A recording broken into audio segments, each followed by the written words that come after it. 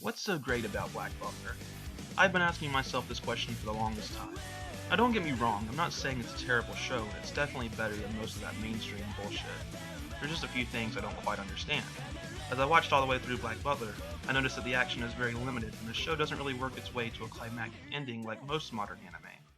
So for those of you who haven't seen Black Butler, I'll spare you the details. I'll just let you stare at this Wikipedia plot summary. Go ahead, just pause the video, I'll still be here when you finish. I'll start off by stating what I really like about Black Butler. First off, I'm sure we can all agree that Sebastian is a total badass. He can do anything as long as CL commands him to. It's like he was pulled straight out of Fairy World.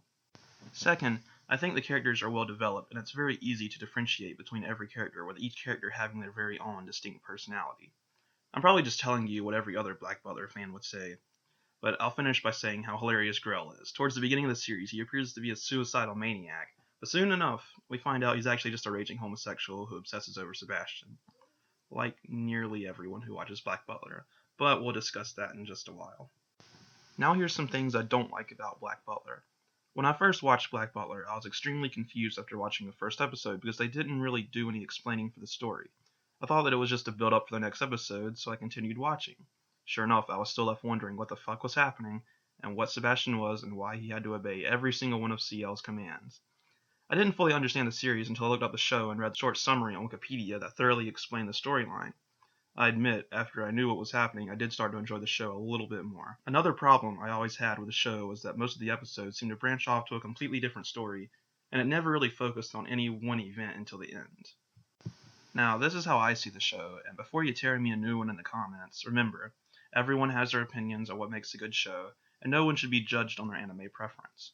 Except you Naruto douches who love staring at still frames for 5 minutes before anything happens. So, what makes Black Butler so appealing?